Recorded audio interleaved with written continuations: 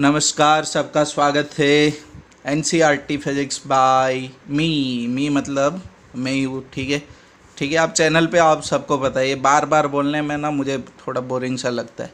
ठीक है, तो class 12 physics chapter number 3 current electricity lecture number 3.9।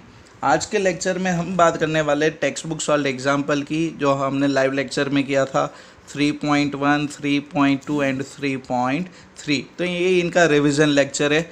ठीक है, तो आप अच्छे से वीडियो देखो और इनको प्रैक्टिस करो। देखो समझ लो एक बार, फिर 3 से 4 बार प्रैक्टिस करो। ऐसे प्रैक्टिस करो कि नेक्स्ट मंथ में आपकी बोर्ड की एग्ज़ाम है। ठीक है, तो आपकी अभी से जो प्रिपरेशन होगी ना, वो आपको लास्ट में जाके काफ़ी बेनिफिट होगी और आपका ना ड्रीम सक्सेस होगा 90% वाला। ठीक है, आपका भी ड्रीम होता है, आपके साथ हर एक सर का भी एक ड्रीम होता है कि उनके स्टूडेंट अच्छे स्कोर करके आए, लेकिन उनके लिए रेगुलर मेहनत करनी पड़ती है। सर तो अपलोड करते हैं वीडियो रोज़, ठीक है, लेकिन आपको मेहनत करनी पड़ेगी ना।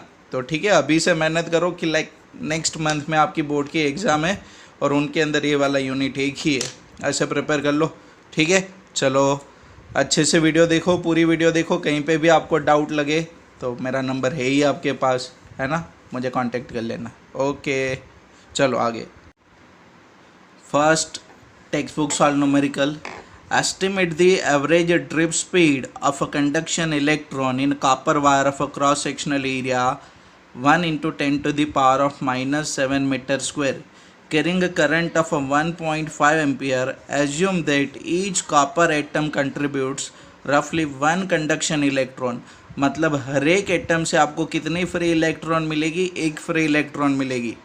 The density of copper is given 9 × 10⁻³ kg per meter cube and its atomic mass is given 63.5 atomic mass unit.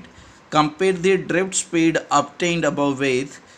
आपको ड्रिफ्ट स्पीड निकालनी है और फिर उसको कंपेयर करनी है thermal speed of copper atom at ordinary temperature. ठीक है, थर्मल स्पीड के साथ कंपेयर करना है। And second, speed of propagation of electric field along the conductor which cause the drift motion. ठीक है, आपकी इलेक्ट्रिक फील्ड की जो प्रोपोगेशन की स्पीड होगी उनके साथ आपको इसको कंपेयर करना है। यस और नो? चलो देखते हैं यहाँ पे सॉल्यूशन। और एक करेक्शन यहाँ पे आप कर लेना कि ये जो 10⁻9 लिखा है ना, तो यहाँ पे 9 की जगह पे कौन आएगा? आपका 3। क्लियर? चलो मैं सॉल्यूशन करवाता हूँ। तो पहले क्या करूँ मैं, इनके लिए ड्रिफ्ट वेलोसिटी निकालूँ। इनके लिए मैं क्या करूँगा, पहले ड्रिफ्ट वेलोसिटी निकालूंगा। ठीक है, और फिर उनके लिए वहाँ पे कंपेरिजन करता हूँ। चलो तो यहाँ पे देखो, मुझे ड्रिफ्ट स्पीड निकालनी है ना, ड्रिफ्ट वेलोसिटी। तो मैं यहाँ पे आपको एक इक्वेशन दिखाता हूँ कि ये इक्वेशन देखो तो आप सबको याद है, यस और नो, कि J = NEVD। तो यहाँ पे गिवन क्वांटिटी में आपके पास क्या है? आपको ना एरिया गिवन है, cross sectional area 1 × 10⁻⁻7 metre square. आपको करंट गिवन है 1.5 एम्पियर, तो I = 1.5 एम्पियर करंट आपको गिवन है। फिर आपको क्या गिवन है? डेंसिटी। ठीक है, डेंसिटी कितना गिवन है? 9 × 10⁻³ kg per meter cube। Yes और नो? क्लियर? और आपको एटॉमिक मास गिवन है। ठीक है, एटॉमिक मास आपको दिया है 63.5। चलो, तो आपको ये इक्वेशन सबको पता है ना। और देखो यहाँ पे मैंने गिवन डेटा लिखा ही है। तो J = NEVD, तो ड्रिफ्ट वेलोसिटी क्या होगी? VD / J × NE। अब करंट डेंसिटी J किसके बराबर होगा? I / A के बराबर। यस और नो? करंट डेंसिटी क्या होगा आपका? I / A। तो देखो करंट आपको गिवन है, एरिया आपको गिवन है, E आपको पता है 1.6 × 10⁻⁻19। यस और नो? ठीक है, तो जो आपको फाइंड आउट करना है वो आपको क्या फाइंड आउट करना है? N फाइंड आउट करना है। देखो N कौन है? Number of free electron per unit volume,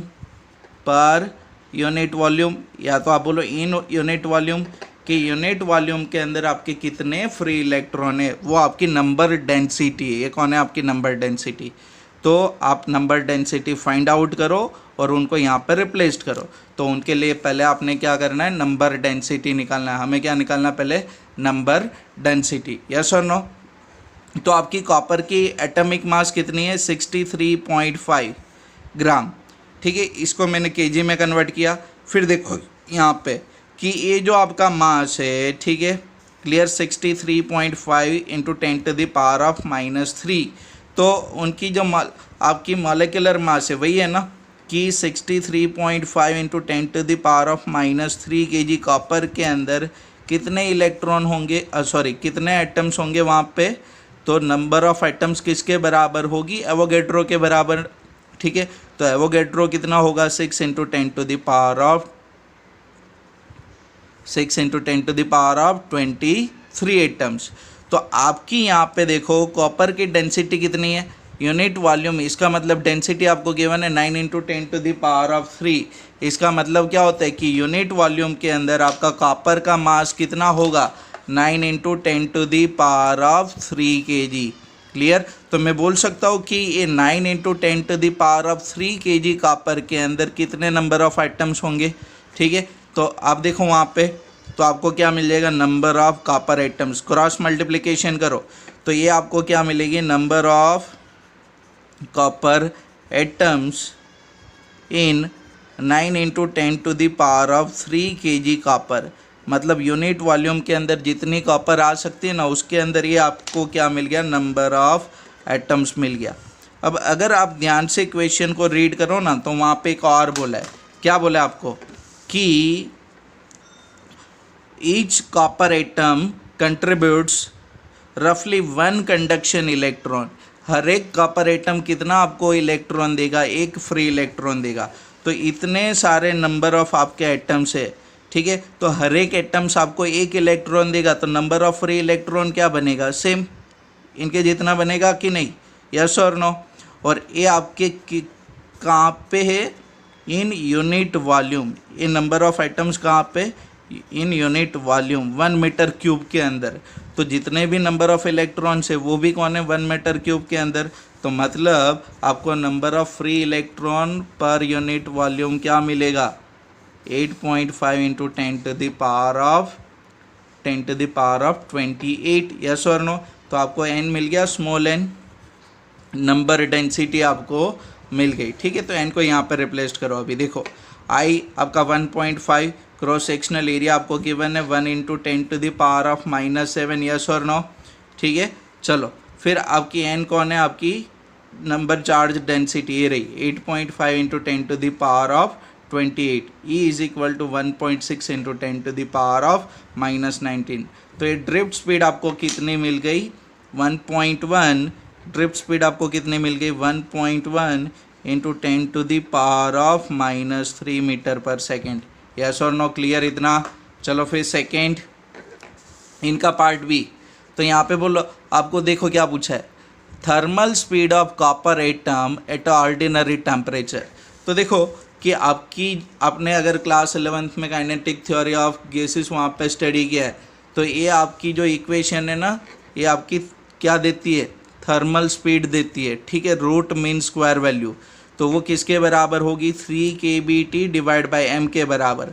अब देखो T यहाँ पे क्या होगा आपका, तो यहाँ पे बोला है कि आपकी ऑर्डिनरी रूम टेम्परेचर, ठीक है, 27 डिग्री सेल्सियस लेते हो, यहाँ पे उसको क्या किया है, केल्विन में कन्वर्ट किया है। ठीक है, क्लियर। तो 27 प्लस 273 करोगे तो केल्विन में कन्वर्ट होगा, कितना होगा, 300 केल्विन। क्लियर। केबी कौन है, आपकी बोल्ट्जमैन कांस्टेंट है। केबी कौन है, आपकी बोल्ट्जमैन कांस्टेंट है, किसके बराबर, 1.38 इंटू 10⁻⁻23 जूल पर केल्विन के बराबर। यस और नो। और ये आपकी जो एम है ना, तो एम क्या होगी, मास ऑफ 1 कॉपर एटम। ये कितने एटम का मास होगा, एम 1 कॉपर एटम का।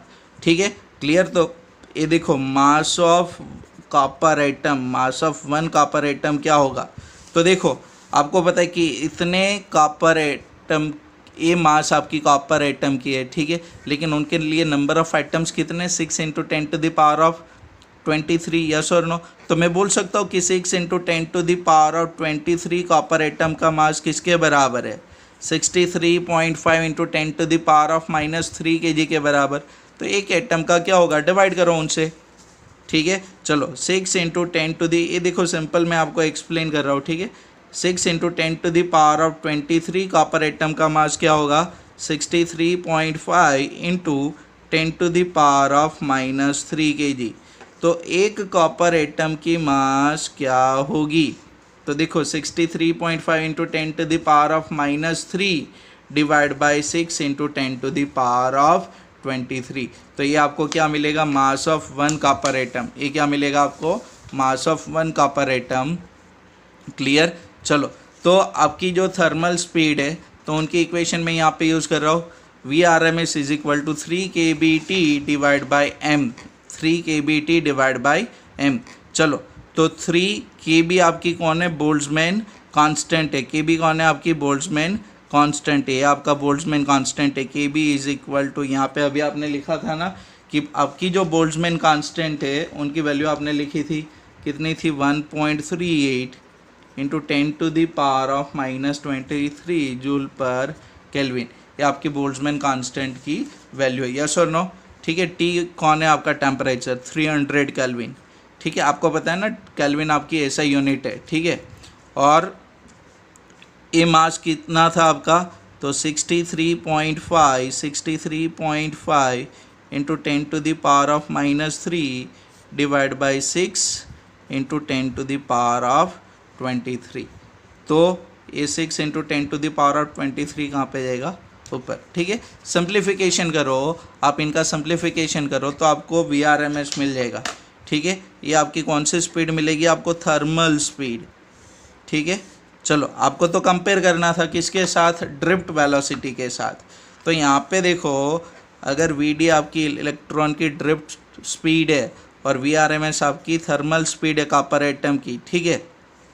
तो ये क्या होगी, तो आप आगे आपने निकाला था ड्रिफ्ट स्पीड कितनी थी, 1.1 इंटू 10⁻³ तो 1.1 इंटू 10⁻³ डिवाइड बाई VRMS क्या होगा, 3.342.57। तो ये आपको क्या मिलेगा, 3.21 इंटू 10⁻⁻6। और इनका कोई यूनिट होगा नहीं क्योंकि स्पीड डिवाइड बाय स्पीड है, सेम क्वांटिटी का रेशियो है। फिर देखो next, an electric field propagate along a conductor with the speed of an electromagnetic wave. Electromagnetic wave की स्पीड से आपकी इलेक्ट्रिक फील्ड प्रोपोगेट करेगी, ठीक है, कंडक्टर के अंदर। और वो कितना होगा, 3 इंटू 10⁸ मीटर पर सेकेंड। तो उनकी कंपेरिजन करूँ तो drift speed of electron divide by propagation speed of electric field, तो 1.1 into 10⁻³ divide by 3 into 10⁸। So this will be 10⁻⁻11। सबको अच्छे से समझ में आ रहा है, यस और नो, ठीक है। अगर आपको कहीं पे भी लगे कि सर थोड़ी अपनी टेक्निक बदलो, आपको अगर कोई और सजेशन मेरे लिए देना है, ठीक है, तो आप विदाउट एनी हेजिटेशन, हाँ लेकिन पॉजिटिव बन के रहना, ठीक है, विदाउट एनी हेजिटेशन आप मुझे सजेशन दे सकते हो कि सर ऐसे नहीं, आप कैलकुलेट करो न्यूमेरिकल। तो मैं आपको बता दूं, मैं ये सारे टॉपिक अपने लाइव लेक्चर के अंदर डिस्कस करता हूँ, फिर इनको यहाँ पे अपलोड कर रहा हूँ, ठीक है। तो मैं वापस इनको कैलकुलेट नहीं कर रहा, ठीक है। चलो तो आपको रिवीजन के लिए मैं सारे टॉपिक ऐड कर रहा हूँ, ओके। फिर भी अगर आपको लगे कि सर नहीं नहीं नहीं वैसे करो, तो आप मुझे सजेशन दो, जैसे कमेंट मिलेगी वैसे मैं काम करूँगा, ठीक है। चलो फिर नेक्स्ट सेकेंड न्यूमेरिकल। अब बोलो कि सर ये आपका नाम काट दो, तो मैं वो भी काट दूंगा।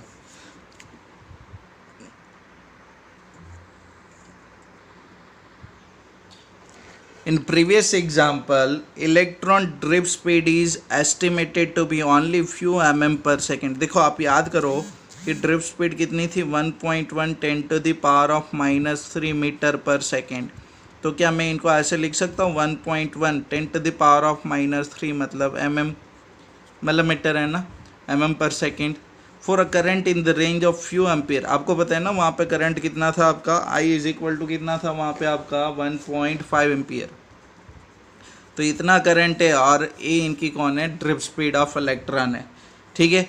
for the current in the range of few ampere, how then current is established almost the instant of circuit is closed? देखो इनको यहाँ पे ना एक क्वेश्चन में आपको क्या कहना चाहते हैं कि मानो कि एक कंडक्टर है, ठीक है, ये आपकी कंडक्टर में कंसीडर कर लूँ, और यहाँ पे जब भी आप इनको सप्लाई से कनेक्ट करोगे, ठीक है, ये आप सप्लाई से जब भी आप कनेक्ट करोगे तो जो इलेक्ट्रॉन की स्पीड होगी वो कितनी है, 1.1 mm पर सेकेंड, ठीक है, आपकी कितनी स्पीड है, 1.1 mm पर सेकेंड। तो ये तो काफ़ी कम स्पीड है।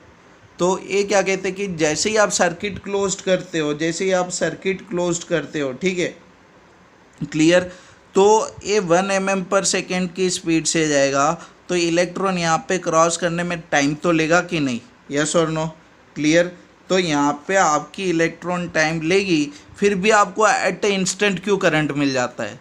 तो देखो इनका एक सिंपल रीज़न है कि अगर यहाँ पे आपको करंट इंस्टेंटली मिलता है, ठीक है, तो उनके लिए खाली एक सिंगल इलेक्ट्रॉन रिस्पॉन्सिबल नहीं है, इनके अंदर यूनिट वॉल्यूम के अंदर 10⁻23 फ्री इलेक्ट्रॉन होती है, ठीक है।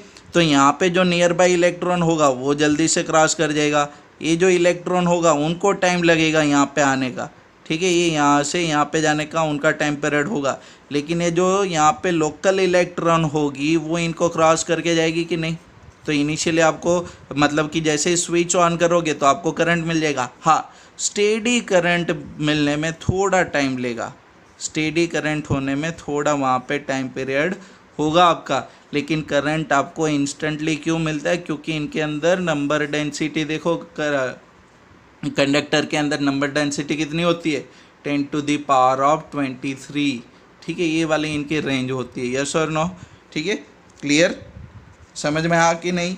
चलो फिर next, second B, electron, the electron drift arise due to the force experienced by electron in the electric field inside the conductor, but the force should cause acceleration. Why then do the electron acquires a steady average drift speed?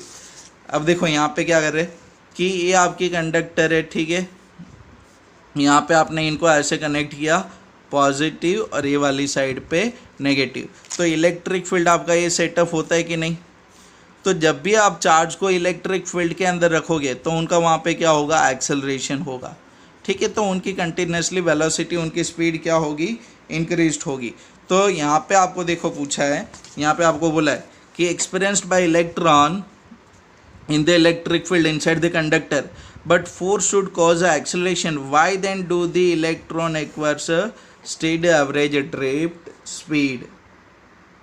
आपकी जो electron होगी ना, electron यहाँ से ये वाले direction में जा रही है, फिर से यहाँ पे पॉजिटिव आयंस के साथ वो क्या करेगी, कोलाइड करेगी, एक्सेलरेशन होगा, फिर से कॉलिजन होगा, तो उनकी वेलोसिटी वहाँ पे मोमेंट के लिए 0 बन जाती है, फिर से ये वाली डायरेक्शन में जाएगा, फिर से एक्सेलरेट करेगा, मतलब यहाँ पे उनका एक कंटिन्यूस एक्सेलरेशन नहीं होगा कि कॉलिजन होगा वेलोसिटी 0, कॉलिजन होगा वेलोसिटी 0, इसीलिए यहाँ पे आपको इलेक्ट्रॉन की कौन सी स्पीड मिलेगी, ड्रिफ्ट स्पीड मिलेगी, और इनको आप बोलते हो ना एवरेज, इनको आप क्या बोलते हो, एवरेज, क्लियर। तो देखो यहाँ पे आपको आंसर इनके अंदर एक्सप्लेन करके दिया है, ठीक है, नोट्स के अंदर, तो आप चेक कर लेना।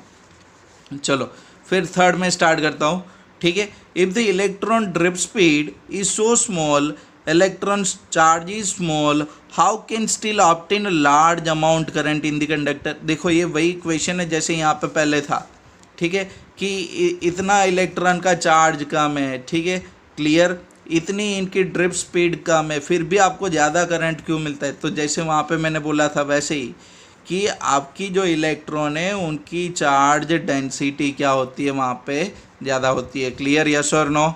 फिर देखो next, when electron drift in a metal from lower to higher potential, does it mean that all the free electron of the metal are moving in the same direction? देखो इनके लिए क्या होगा, तो अगर देखो यहाँ पे मैं एक कंडक्टर कंसीडर करूँ, ठीक है,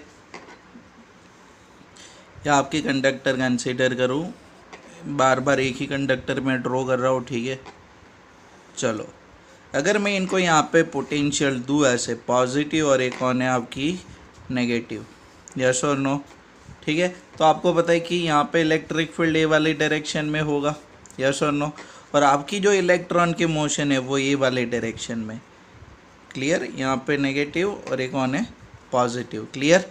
तो क्या ये सारे इलेक्ट्रॉन की डायरेक्शन सेम होगी? नहीं, आप सबको पता है कि जब भी इलेक्ट्रॉन ऐसे ट्रैवल करेगा कोई पॉजिटिव आयन के साथ वो क्या करेगा, कॉलाइड करेगा और उनकी डायरेक्शन बदलेगी, यस और नो, ठीक है।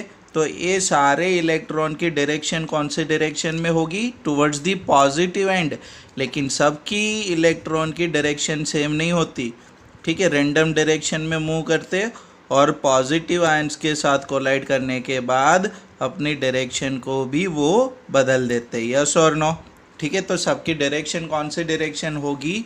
रैंडम डायरेक्शन होगी, क्लियर। हाँ, लेकिन किसकी ओर होगी? Towards the positive and. चलो फिर नेक्स्ट देखो, नेक्स्ट तो यहाँ पे ए वाला are the path of electron straight line between successive collision with the positive ions of metal in the absence of electric field and in the presence of electric field। आपको क्या बोलते हैं कि जब इलेक्ट्रॉन अपनी जगह से निकल के दूसरे आयन के साथ कोलाइड करेगा तो क्या उनका जो पाथ होगा वो स्ट्रेट लाइन होगा, भले एंगल पे स्ट्रेट लाइन होगा या तो कर्व होगा, ठीक है। तो इनको मैं यहाँ पे एक्सप्लेन करता हूँ। देखो सिंपल, देखो फिर से वैसे ही कंडक्टर ड्रॉ कर रहा हूँ, लेकिन दोनों के लिए ड्रॉ करूँगा, एक इलेक्ट्रिक फील्ड होगा और एक इलेक्ट्रिक फील्ड नहीं होगा। तो देखो यहाँ पे अगर मैं मानो कि ये कंडक्टर कंसीडर करूँ और इनके अंदर ना इलेक्ट्रॉन की मूवमेंट दिखाओ, ठीक है, इलेक्ट्रॉन की मूवमेंट दिखाओ यहाँ पे कंडक्टर के अंदर, ऐसे कि मानो कि इलेक्ट्रॉन यहाँ से ऐसे जा रहा है और यहाँ पे ये दूसरे एक आयन के साथ क्या कर रहा है, कोलाइड करे, ठीक है। अब देखो अगर ये इलेक्ट्रॉन को यहाँ पे कोई फील्ड नहीं मिला, ठीक है, तो वो अपनी ना ये सीधी लाइन में मोशन करेगा, भले एंगल पे, ठीक है। अगर यहाँ से मानो कि ऐसे जा रहा है तो ऐसे सीधा आ जाएगा, यस और नो, स्ट्रेट लाइन में मोशन करेगा। क्यों? क्योंकि इनके ऊपर कोई फोर्स एक्सर्ट करने वाला है नहीं। लेकिन देखो अगर मैं इसके ऊपर ऐसे फील्ड अप्लाई करूँ तो आपको पता है ना इलेक्ट्रिक फील्ड की वजह से Q इंटू ई वाली आपकी फोर्स एक्सर्ट होती है Q चार्ज पे, यहाँ पे इलेक्ट्रॉन ई और E इंटू ई वाली फोर्स यहाँ पे एक्सर्ट होगी और कौन से डायरेक्शन में होगी? Towards the direction of electric field. मतलब चार्ज को ऐसे सीधा जाना है लेकिन ये फील्ड ना इनको ये वाली डायरेक्शन में खींचता रहेगा, यस और नो। तो इनका जो पाथ होगा ना वो थोड़ा सा क्या बन जाएगा, कर्व बन जाएगा, यस और नो। ऐसे कर्व पाथ में वो ट्रैवल करेगा, सीधे क्यों नहीं ट्रैवल कर पाएगा? क्योंकि ये फोर्स की वजह से उनका पाथ वहाँ पे चेंज होगा, तो ऐसे जाएगा फिर ऐसे, यस और नो। तो जब आप फील्ड अप्लाई करोगे, ठीक है, तो उनकी पाथ कौन सी होगी? कर्व्ड होगी, ठीक है। In the absence of electric field वो क्या होगा? स्ट्रेट लाइन होगा। लेकिन in the presence of electric field क्या होगी? वो पाथ आपकी कर्व्ड पाथ होगी, यस और नो। समझ में आ कि नहीं सबको? क्लियर इतना? चलो फिर नेक्स्ट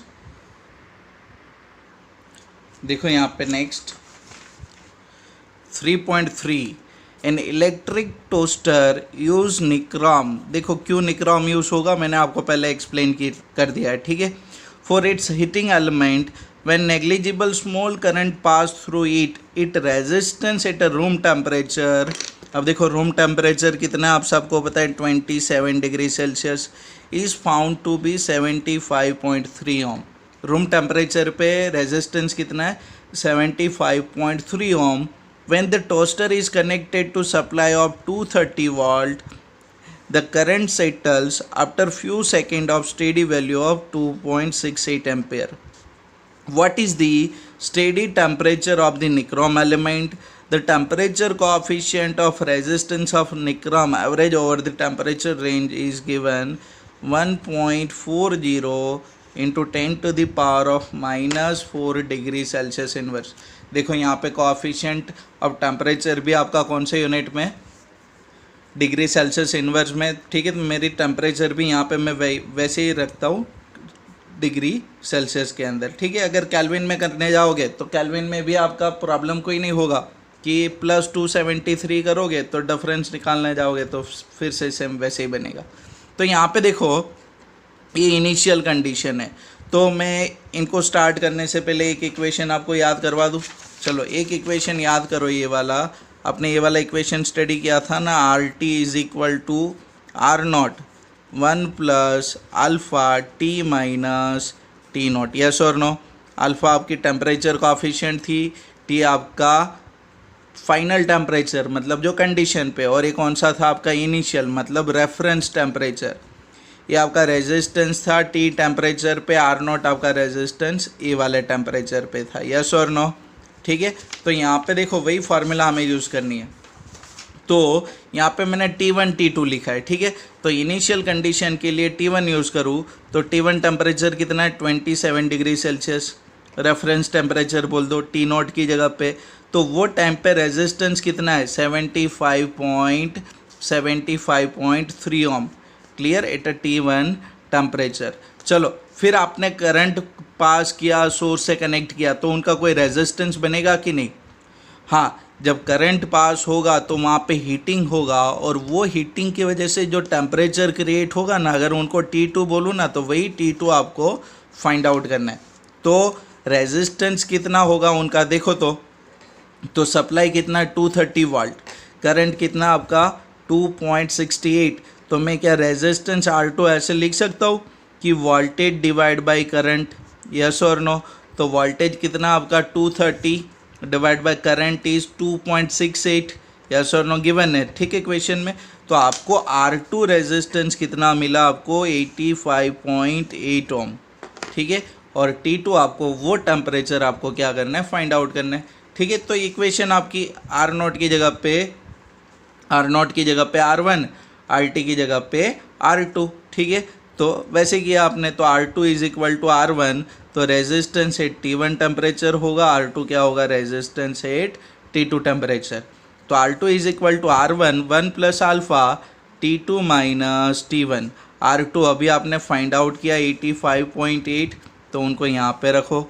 R1 आपका कितना क्वेश्चन में गिवन है 75.3 एरा, ठीक है, उनको यहाँ पे लिखा मैंने।